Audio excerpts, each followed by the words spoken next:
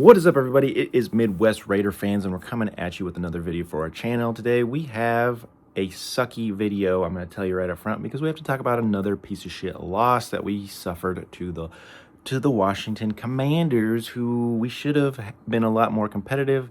But we're going to tell you some facts in this game that are going to make you blow your mind and say, what the hell are the Raiders doing? We'll get there here in a second, but I'm going to be up a little bit more upbeat and say, welcome to the Midwest Raider fans, where we watch every game and recap, preview all year long. So we're going to be recapping these games, and we'll be previewing who we're going to be up to next week. We will be talking about those Bears coming up here really soon in a recap, and hopefully we'll have Jimmy back.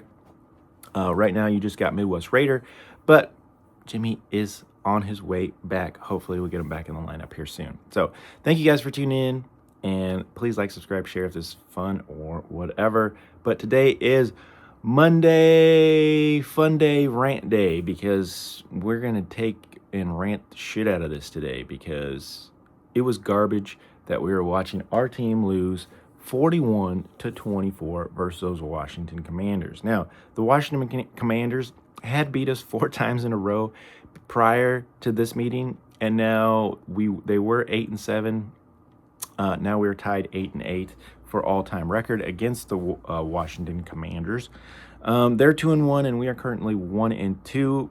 There is a lot of season left, and not like flipping out that the season is over, but the way we look, it could be, honestly, because our offensive line is absolute bad and garbage. And then in this game, we figured out how to be terrible on all 3 phases of the game: special teams, defense, and offense. So once again, the Raiders are like the head of a Medusa.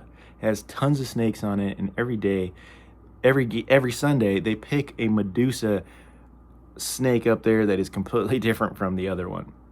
Because the first game, Patriots, we looked like a cohesive NFL team that was going to start changing things around. I mean, we came out fast. We kind of maintained the throttle on that game the whole game, and we finished the game. Come out against Monday Night Football against the Chargers week 2. Absolutely cannot score anything. We kick field goals the whole game. Our defense holds the Chargers to 20 points. So you're kind of just saying Geno had an off day, and he really did. And I don't think he mentally was there that game. I really think maybe his favorite chinchilla had an issue or something, and he was thinking about his well-being the whole game and not football, because something was wrong with Geno that game. So then we go to week 3, where we yet pick up another of those Medusa snakes up there, and what the hell happens this game? All 3 phases manage to be giant pieces of crap and don't complete anything. Like, special teams failed us with a giant return back for Deebo Samuels to the 30, and then they end up getting some points. Later on, he'll actually return a punt or a kickoff. I can't remember which one because it was so terrible. On special teams again, Daniel Carlson, you need to get in those tackling drills with the linemen. I know Sebastian Janikowski made a lot more tackles than you have this year. So you better get on it, because it's going to be a long year, because I'm sure that's not the only time this is going to happen. So I want to see a good tackle from Daniel Carlson next time, even though he shouldn't be having to make those tackles, but you're our last line of defense. All right, so once again, it's 41-24. Makes it sound pretty good. We did have 3 touchdowns Geno sent downfield to Trey Tucker, which Trey Tucker looked amazing. He is the Raider Way player of the game and play of the game. I could show 3 highlights. I'm just going to show 1. But, yeah, definitely Trey Tucker, congratulations to you. One of your best games you've ever played. Too bad the rest of the team didn't play with you and play to your level and weren't committed to excellence in this game, because they failed you by not being able to even tackle their rookie running back from getting a 60-yard scamper to the end zone. And there was another guy that I've never even heard of who had a giant run. So yeah, the defense didn't show up. Offensively, we didn't get in rhythm until the end of the game, which was trash time, and so we were getting these touchdowns, but Washington already had the hook in and was already had us in the boat laying there. We were just kind of flopping around for our last surviving life. So Janty got some carries. He got 17 carries, but we still only had 63 yards. We did see if the line can make any lane, Janty does have a chance to make a good run, but unfortunately that only happened few to far less times than it needs to. Geno Smith, 19 for 29, almost 300 yards with 3 touchdowns. He was the only saving grace. I'm going to give him some credit on this because he was the only saving grace. He was able to roll out of the pocket. Even one time I thought he was literally tackled, but somehow he just emerged and was able to peel out and throw a first down. That would never happen with Aiden, who we would have suffered probably about 28 sacks in this game instead of just 5. But we're going to talk about that here in a little bit. Yes, we're missing some key players. Mayer went out in this game, so sorry to Michael Mayer. We want you back, buddy. But he suffered a really terrible concussion, in my opinion, from the way it looked in the video. And hopefully he recovers soon, but not too soon. And maybe they need to put a Guardian helmet on him as well, as long as also with JPJ. Though both of those guys need to wear Guardian helmets so they don't suffer any more concussions.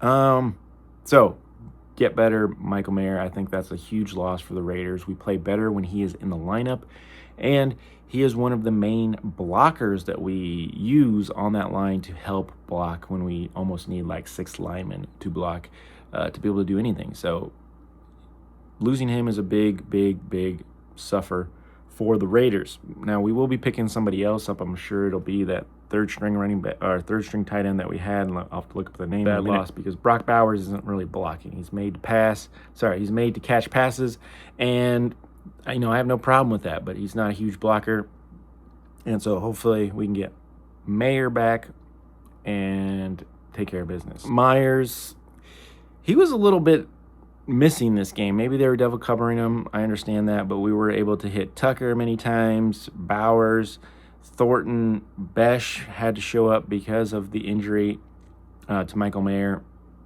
Even Zamir and Dylan all came in to try to do something in there. Defensively, main people still showing up. Max Crosby, Butler, Kelly, Chin, White, Polamalu was hitting some people.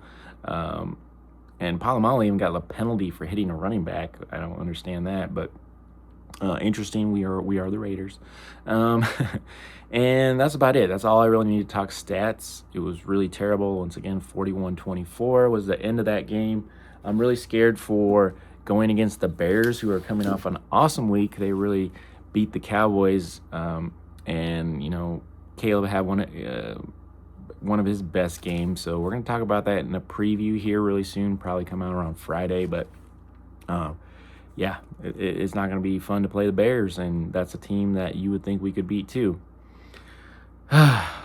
This is the biggest issue in this whole game, guys, was the O-line. The O-line was trash. I don't know why JPJ, Jackson Powers Johnson, was available to play for this game, but they decided not to, just because they were saying that on a short week they didn't think he meshed and knew like the work of the week. He wasn't in the playbook and he didn't know exactly, and they thought they would stick with who they had, and we saw what happened. They are absolute garbage without JPJ. They need to move people around. JPG needs to center. They need to move Meredith around, and they need to take some people out that shouldn't even be in there. Yeah, it was very bad to watch. And so this is what your Las Vegas Raiders starting offense allowed. 28 pressures allowed, 4 QB hits, 15 hurries, and 5 sacks to a team that only had 4 sacks in the first 2 games. They got their whole lineup there from the first 2 games, plus 1, give them an extra one because they're playing the Raiders. And yes, Commanders only had 4 sacks in the first 2 games, and they got 5 against the Raiders in the 3rd game. 28 pressures allowed. Holy shit, guys. That is terrible. And I think that's the biggest thing. Like I said, I'm not going to bash Geno. I think he played strong, did the best he could with the shit that he had. And if we didn't have him, like I said, we would have had, 28 pressures? We would have had 28 sacks if Aiden would have been in there. So at least he's mobile, and at least he was able to get something done and throw some passes to Trey Tucker for some touchdowns. So once again, I think the touchdowns came late, and it sounds great, 24 points. We did score over in a funny but cool notice that we did score over 20 points, and I said that maybe if we scored over 20 points, we could win this game. I probably said we would win this game, but they scored over 20 points as well. They scored 41 on us. So yes, we scored 24 points. We got over that hump of the 20-point I would say curse, but it wasn't enough because the other team scored 41 points on our defense. So it is what it is, guys. And well, I can't blame it all on the defense because one was on special teams, and special teams also failed us to let them all the way to like the 30-yard line at the beginning of the game. So all right, guys, this is me and Midwest Raider fans ranting on. Tell me what you guys think of the game. Tell me what you think is the biggest problem that we have with the Las Vegas Raiders right now. Tell me if you think the offensive line needs help, and what is the thing that can help that besides JPJ getting in there. Also, a lot of people are saying fire the offensive line coach. Yeah, I don't know if that'll help, but it is what it is. I think we just need actual players. They're not in the right spot. So definitely some coaching changes needs to be happening to just get guys in the right spot. I don't know why Chip Kelly shouldn't be in charge of that, because he's running the offense. They should be like, hey, I know these guys can block better than these guys. Let me get some input in this. I don't understand that. So somebody needs to take a coaching point and say, hey, this is the way it needs to be, and let's get it done. Somebody needs to do some coaching here. It's been Midwest Raiders. Sorry for ranting and raving, but, I feel better. Let's go. And don't forget that there will be a Raiders recap, a Raiders preview for the Bears coming up here really soon. Thank you guys so much. Please like, subscribe, and share if this is fun or helpful at all. And I can't wait to see you in our next video for that recap against the Bears coming probably on Friday. And as always, go Raiders!